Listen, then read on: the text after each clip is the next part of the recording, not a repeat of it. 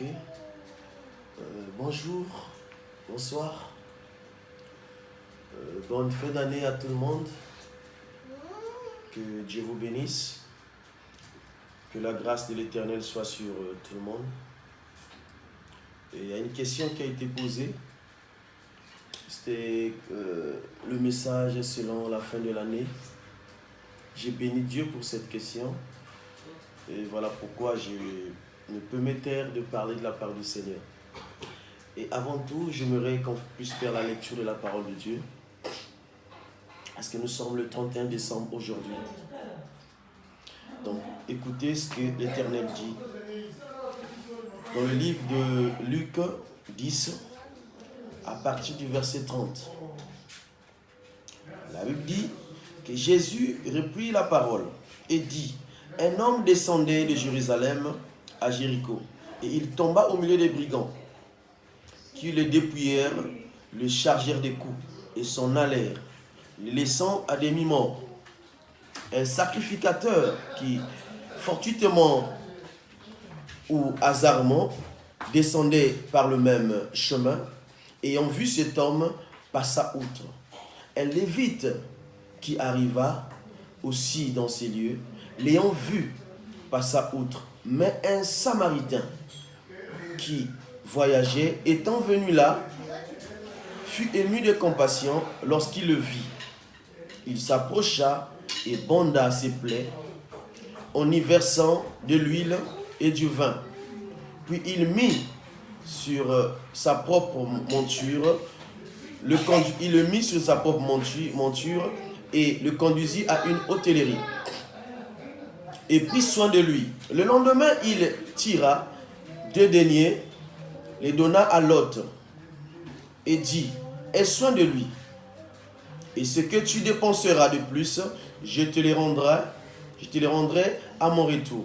Lequel de ces 3 semble avoir été le prochain de celui qui était tombé au milieu des brigands? C'est celui qui a exercé la miséricorde envers lui, répondit le docteur de la loi.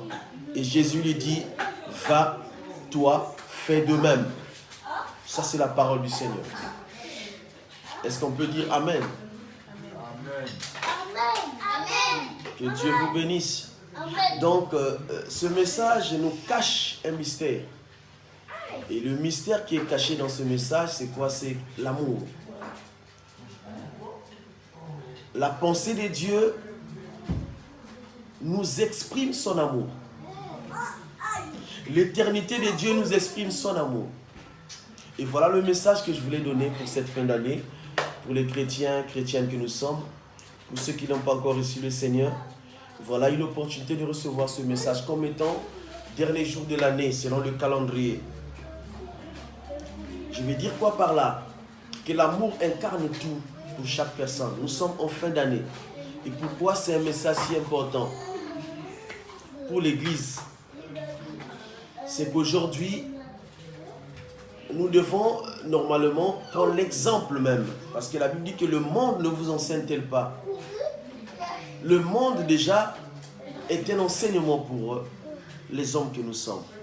Si dans chaque entreprise, à l'heure où nous parlons, chaque fin d'année, l'entreprise, il fait quoi? Il fait le bilan de tout ce qu'il a réalisé comme perte ou profit.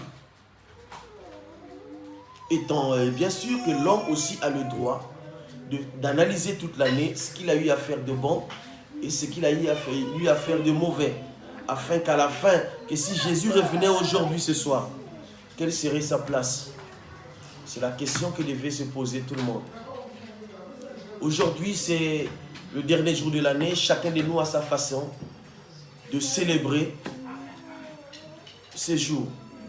Mais je l'avais dit dans la vidéo précédente que nous ne nous fêtons pas comme le monde parce qu'aujourd'hui, le 31, c'est la mort du 33e pape qui s'appelait Saint-Sylvestre. Donc, nous n'allons pas fêter l'anniversaire de sa mort, mais nous célébrons l'Éternel aujourd'hui pour expliquer que peu importe les jours, peu importe les dates, nous sommes toujours attachés à lui. Donc, c'est un jour où aussi nous pouvons, par cette opportunité, réaliser un peu tout ce que nous avions eu à faire durant toute l'année. Durant toute l'année. Et s'il y avait quelqu'un qui nous avait offensé, s'il y avait quelqu'un qui nous avait fait du mal, on devait les réaliser aussi. Et la finalité, c'est quoi? C'est aller vers la personne et demander pardon. Parce que quand nous lisons, nous examinons ce que nous venons de lire, en fait, c'est un docteur de la loi qui est allé vers Jésus parce qu'il avait du mal à comprendre la stratégie de Jésus. Or, Jésus n'avait pas une autre stratégie sinon que l'application de l'amour, selon la mission que son Père l'avait envoyée. Alors, il pose une question qui aujourd'hui peut aussi nous interroger, nous amener à réfléchir. Il va vers Jésus pour lui demander ce que c'était l'amour. Mais Jésus, en lui donnant la réponse, la personne n'a toujours pas satisfaction à sa réponse. Et il réplique une deuxième question. Qui est mon prochain? Alors c'est la question qu'on va se poser ce soir. Qui est notre prochain? Et Jésus donne une parabole. Parce que lui, il avait la capacité de déterminer la pensée du docteur de la loi. Il savait ce qui était dans son cœur. Voilà pourquoi il a donné une parabole. Il a dit qu'un homme passait sur un chemin et tombait entre les mains d'un brigand. Et les brigands l'ont tabassé. L'homme était allongé, il était presque mort. Il y avait du sang qui coulait de partout. Un sacrificateur est passé. Regardez la direction, selon la lecture, que l'homme qui a été frappé par les brigands, qui venait, selon l'explication, il venait de Jérusalem, là où il y avait le temple, là où il y avait l'église aujourd'hui. Et le sacrificateur, c'est celui qui était chargé pour le service de Dieu. Donc, un serviteur de Dieu, il passe par le chemin, il regarde quelqu'un qu'il connaît, qui est de son coin, qui est chrétien comme lui, ou qui est juif comme lui, il passe. Il ne tient pas compte de ses blessures, il ne tient pas compte de sa vie. Mais pourtant, il vient de l'église en train de prêcher la parole de Dieu. Pourtant, il vient de l'église en train d'encourager le peuple de Dieu. Il passe, il ne prend pas soin de la personne.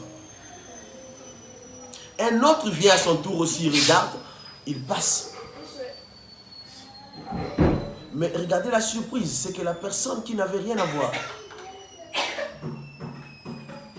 avec la personne qui était tombée, parce qu'à l'époque où Jésus est en train de donner la parabole, il y avait une division totale entre Israël et Juda. Il y avait deux royaumes. Il y avait, sur les 12 tribus, il y avait un royaume qui s'était séparé. Il y avait le royaume de Juda qui était formé par Juda et Benjamin. Et il y avait les 10 tribus qui avaient comme pour siège la Samarie. Donc cet homme qu'on appelle bon samaritain faisait partie des ennemis jurés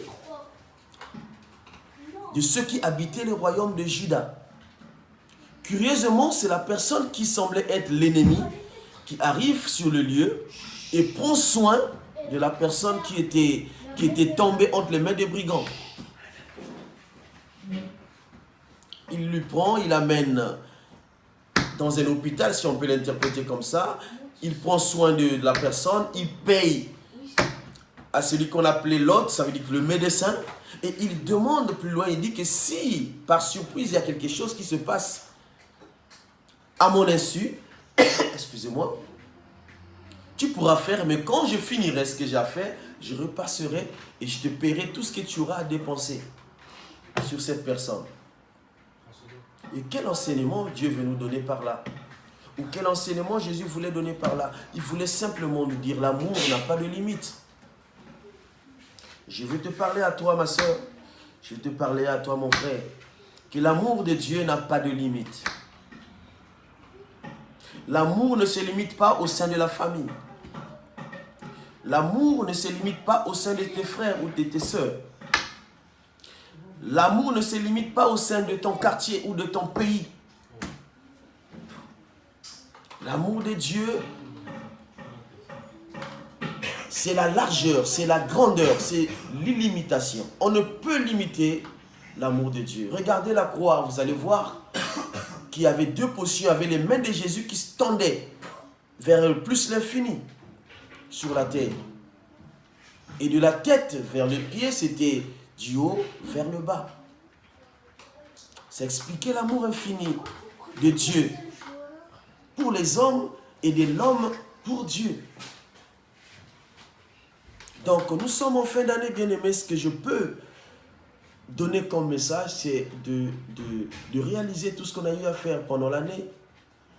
Réaliser la grandeur de l'amour de Dieu. Revenir au-dedans de nous. Si nous avions des blessures, c'est vrai, ça ne manque pas. On a des gens qu'on a aimés, qui nous a fait du tort, qui nous a fait du mal. Des gens nous ont blessés. Les gens qu'on a voulu faire du bien, au retour, ils ont voulu même nous tuer. Mais l'amour de Dieu couvre tout. L'amour de Dieu ne regarde pas. L'homme étant pécheur, Dieu n'a pas regardé au péché de l'homme. Il est venu vers l'homme en s'incarnant dans la parole de Dieu, tant que Jésus. Il est venu pour le salut de l'homme. Il n'a pas vu les erreurs, il n'a pas vu les fautes comme toi et moi. Alors si tu prétends voir quelqu'un qui t'a fait du mal durant toute cette année et que tu n'as pas encore eu l'occasion de le pardonner, je te donne encore cette opportunité de pardonner, bien-aimé. Parce que sans le pardon de Dieu, sans l'amour de Dieu, personne ne peut voir la gloire de Dieu.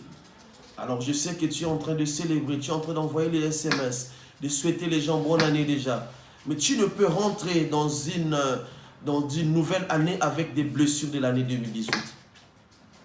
Alors cette opportunité t'est donnée de demander pardon, de réaliser la grandeur de Dieu, infinie de Dieu, de regarder comment toi-même tu étais pécheur. Regardez combien de fois Dieu t'a cherché, malgré que tu es pécheur. Jusqu'à aujourd'hui, tu continues à l'offenser, mais Dieu ne t'a pas abandonné. Ce qu'il a promis pour toi, il le réalise jusqu'à aujourd'hui. Alors, il est grand temps pour toi de réaliser la grandeur de cet amour et aussi de demander pardon pour ce que tu as fait à l'Éternel. Il va continuer à te préserver, à te donner. Et toi, à ton tour aussi, de demander pardon à tous ceux-là qui t'ont fait du mal. Peu importe le mal, peu importe la chose. Ne regarde pas ni à gauche ni à droite. Mais regarde à la croix de Golgotha qui a coûté la vie à Jésus, qui coûtait sa propre vie. Mais il n'a pas regardé à sa valeur, il n'a pas regardé à sa position. Il a donné sa vie afin que tu sois ce que tu es ce soir. Alors à ton tour, c'est un exemple, tu dois aussi pardonner les autres. Voilà un peu le message que je peux te donner, frère. Je n'ai pas plusieurs mots, je n'ai pas assez de temps à te passer ce message, mais la chose la plus clé, c'est de réaliser, faire un bilan de l'année 2018 avant que tu rentres dans l'année 2019. Regarde, même là où ça n'a pas marché, regarde là où ça a marché et commence l'année avec la puissance de Dieu, avec la joie dans l'Éternel, dans l'adoration de Dieu, dans la louange de Dieu, afin que tu réalises encore la grandeur de Dieu pendant toute cette année que Dieu t'a donnée. Demain, c'est le jour de l'an, c'est le premier jour de l'an. Je te conseille de ne pas rentrer avec ces blessures, de ne pas rentrer avec ces amertumes, de ne pas rentrer avec ta position. Mais change ce soir. Réalise la grandeur de Dieu. Et pardonne à tes frères, pardonne à tes sœurs. Jésus a dit, pardonne-leur car ils ne savent pas ce qu'ils font. Bien que les gens étaient en train de le crucifier, les gens étaient en train de se moquer de lui. Il a dit, pardonne-leur car ils ne savent pas ce qu'ils sont en train de faire. Ce qui est derrière ton frère, ce qui est derrière sa sœur, ce n'est pas lui, c'est un esprit. Alors notre combat, ce n'est pas nos frères, ce n'est pas nos sœurs. Ce sont les esprits qui sont derrière, tout ce qui les anime. Il dit que Jésus a dit, Pierre, Satan t'a réclamé, mais j'ai intercédé pour toi, j'ai prié pour toi. Arrière de moi, Satan, il n'a pas recommandé Pierre, il était toujours avec Pierre. Donc ça ne sert à rien d'abandonner ta famille, d'abandonner tes frères, d'abandonner ton entourage à cause d'un comportement. Tu peux les pardonner, tu peux donner encore une chance pour cette année à tes frères, à tes sœurs. Que Dieu te bénisse. Bonne fin d'année à vous et que Dieu soit avec vous, que Dieu vous touche et qu'il vous change afin que le cœur de 2018 qui était plein d'amertume ne soit pas le même pour l'année 2019. Que Dieu vous bénisse au nom de Jésus.